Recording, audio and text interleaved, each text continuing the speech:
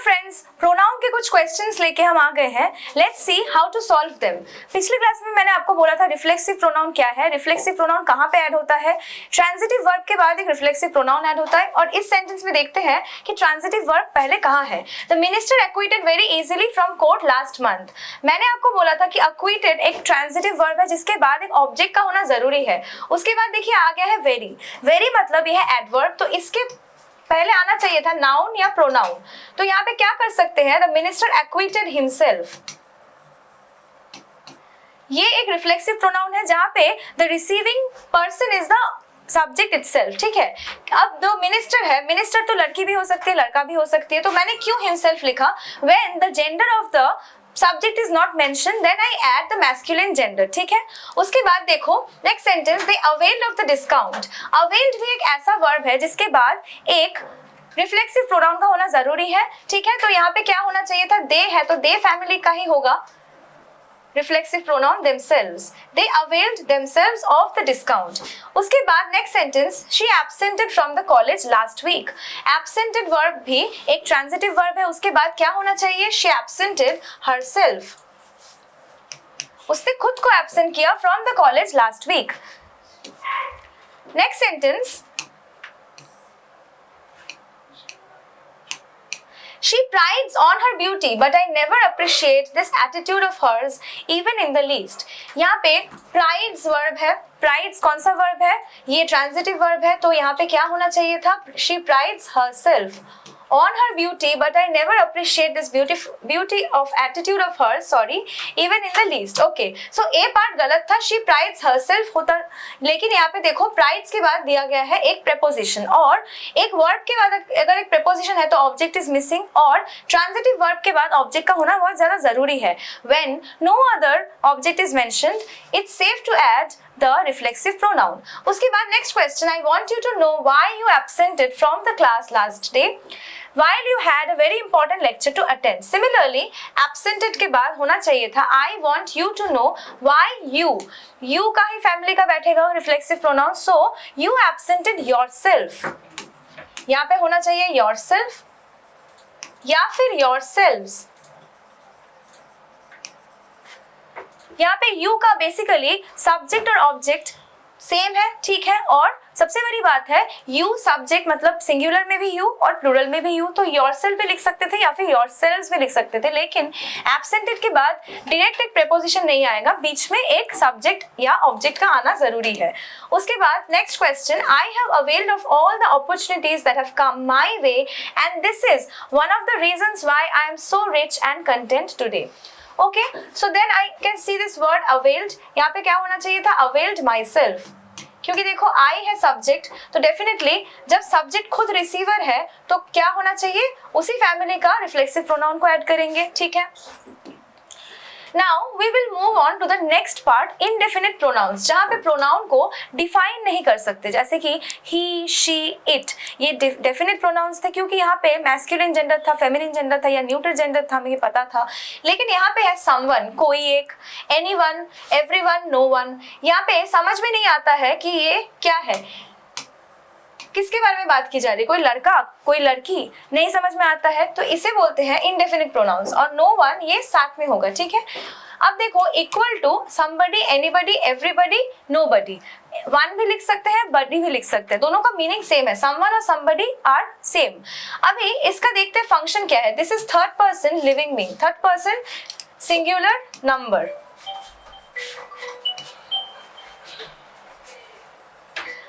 Third person singular number है और यहाँ पे है इसका सिंगुलर वर्ब। ठीक है, तो let's use the particular sentences in the context, someone are waiting for me। if a sentence is given like this, here is verb should be used because someone is third person singular number और इसके साथ क्या होता है, is क्या है, singular verb है।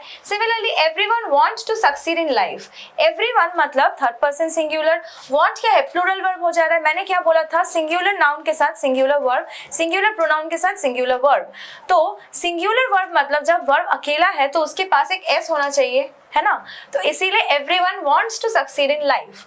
Third question है everyone should love their countryman. अच्छा, मैंने क्या बोला था, एवरीवन क्या है, थर्ड पर्सन सिंगुलर नंबर, सबको अपने कंट्री से प्यार करना चाहिए, तो इसके लिए ही देयर वर्ड का यूज हुआ है, ठीक है। इस प्रोनाउन के साथ इस प्रोनाउन का यूज हो रहा है। लेकिन देखो यहाँ पे ये वाला जो पॉजेसिव एडजेक्टिव है जो कि प्रोनाउन फैमिली का एक पार्ट है, ये गलत दिया गया है। क्यों? क्योंकि एवरीवन अगर सिंगुलर है तो देयर कहाँ से आ रहा है? देयर तो प्लूरल नंबर है, तो यहाँ पे क्या होना चाहिए था? Everyone should love his country. हर क्यों नहीं लिखा है? मैंने बोला था where the gender of the particular subject is not mentioned, it is very much considerate to add the masculine gender, ठीक है। Anyone can win the prize if they try for it.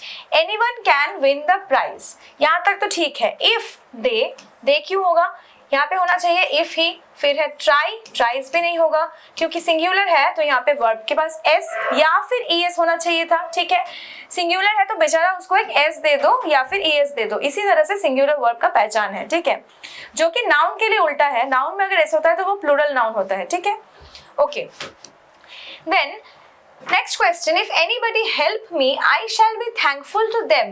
Anybody क्या है? Third person singular, फिर से इसके साथ singular verb होना चाहिए था। मैंने फिर से बोला कि उसको एक एस दे दो, हो गया। If anybody helps me I shall be thankful to them. और ये क्वेश्चन देखो, everyone should love themselves.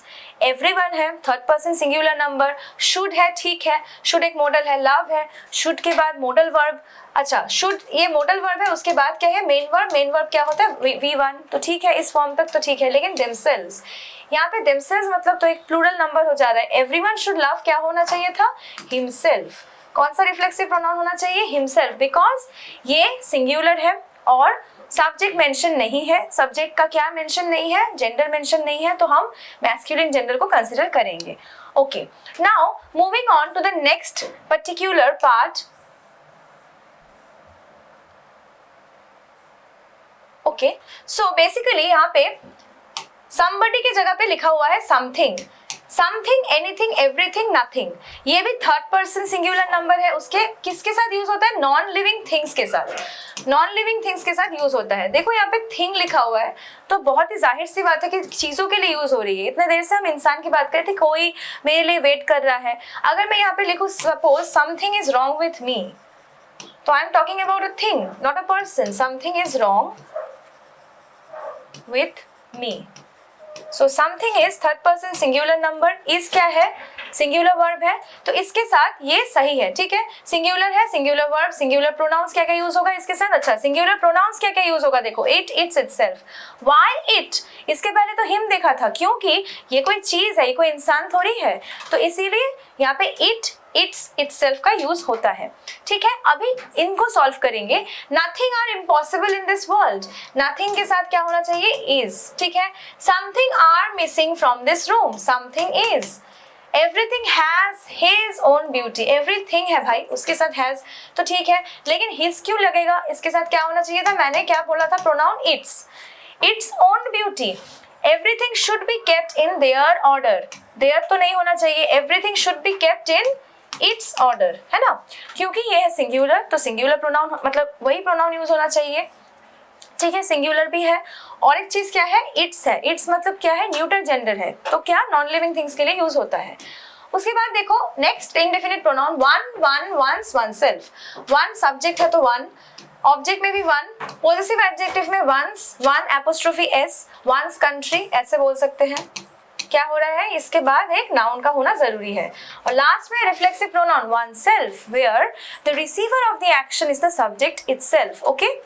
Now let's see some sentences. देखो यहाँ पे दो सेंटेंस है। Everyone should love his country. सबको अपनी कंट्री से प्यार करना चाहिए। One should love one's country. यहाँ पे जो ये सेंटेंस है ये भी सही है, मतलब इन दोनों का मीनिंग एक्चुअली सेम ही है, ठीक है। सबको अपने देश से प्यार करना चाहिए, यही इसका मीनिंग है। लेकिन यहाँ पे ये सेंटेंस गलत क्यों? इसको इसके बाद ही क्रॉस साइन क्यों है? क्योंकि one should love his country लिखा हुआ है। मैंने अभी क्या बोला था आपको पिछले स्लाइड में? देखो वन का एक फैमिली है, ठीक है, तो वन क्या है? सब्जेक्ट है, वन भी ऑब्जेक्ट भी है, वंस मतलब वन एपोस्ट्रोफी एस क्या है? पॉजिटिव एडजेक्टिव, और वन सेल्फ है रिफ्लेक्सिव प्रोनाउन। तो इसी फैमिली से किसी प्रोनाउन को उठाएंगे ना, तो यहाँ पे क्या लिखा हुआ था? One should love his country. His क्यों देंगे यहाँ पे बिना मतलब का? हिज तो नहीं हो सकता यहाँ पे, क्योंकि ये वन फैमिली का बिलोंग नहीं करता, इसीलिए होगा वंस कंट्री। और वंस क्या है? पॉजिटिव एडजेक्टिव, ठीक है। अभी यहाँ पे सेंटेंसेस देखते हैं। If one work hard he is sure to succeed in life. अच्छा, मैंने एक चीज आपको बताया नहीं, लेकिन ये मुझे लगा कि आप लोगों को पता चल गया है अब तक कि वन भी एक थर्ड पर्सन सिंगुलर नंबर है जिसके साथ वर्ब में एस होना चाहिए। ये अकेला है वर्ब, तो इसको एस दे दो। If one works hard he is sure to succeed in life. देखो बाप रे, यहाँ पे तो ये भी गलती है, यहाँ पे ही तो नहीं होना चाहिए। One is sure to succeed in life. One family का ही एक मेंबर को मैंने उठाया जो कि सब्जेक्ट की तरह काम कर रहा है। जैसे यहाँ पे इफ वन वर्क्स हार्ड, अगर वन सब्जेक्ट है तो यहाँ पे ही क्यों सब्जेक्ट होगा, यहाँ पे वन होगा। One should love oneself, reflexive pronoun oneself. Okay, then one should love their countrymen without taking the color, creed and dogma into their consideration. Okay, I can find two mistakes in this particular sentence. Exam में किसी एक ही part में आपको mistake आएगा, लेकिन अगर आप इसको एरर डिटेक्ट कर सकते हो तो I know that my job is done, that you understood the class on indefinite pronouns. देखो यहाँ पे सबसे बड़ी बात है वंस कंसिडरेशन होना चाहिए, और आगे भी one should love one's countryman. ये दोनों जगह पे positive adjective one apostrophe S होगा, बिकॉज वन फैमिली का ही पॉजिटिव एडजेक्टिव को हमें ऐड करना है, ना कि देयर। देयर तो होगा नहीं, एक बात वो प्लूरल है, सेकेंडली वो इंसानों के लिए यूज होता है, ठीक है। मतलब बेसिकली अगर यहाँ पे होता कोई और इंसान का नाम, मतलब अगर वो सब्जेक्ट मेंशन होता, वो नॉन लिविंग थिंग नहीं होता तो अलग होता। और वन क्या है, वन कोई नॉन लिविंग थिंग की बात नहीं की जा रही है, लेकिन वन के साथ वंस ही होना चाहिए, ठीक है। One one one's oneself, ये चारों होना चाहिए, ठीक है। ओके, देखो यहाँ पे फिर next sentence. Now it has finally dawned upon her that one should never compromise with his dignity, integrity and self-respect. Now it has finally dawned upon her that one should never compromise with one's dignity, integrity and self-respect, ठीक है। तो इसमें कौन सा option गलत था, D, क्योंकि देखो वन शुड नेवर कॉम्प्रोमाइज, ये है वन सब्जेक्ट। अब इसके बाद आता है ये पॉजिटिव एडजेक्टिव, ठीक है। Everything was in their proper place, wasn't it? Said one of the guests who came to congratulate him.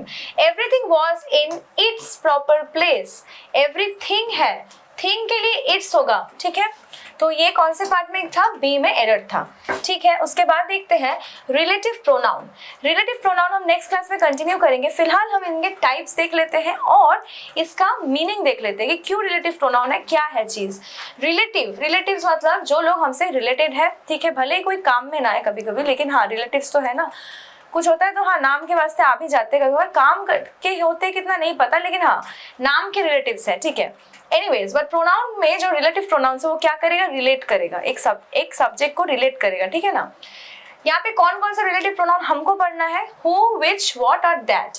ये चारों अलग अलग फैमिली का बिलोंग करता है, इन चारों को हमें पढ़ना पड़ेगा, इसके यूसेजेस जानना पड़ेगा, ठीक है। एक सेंटेंस है यहाँ पे लिखा हुआ, I met Rahul and he was returning from college.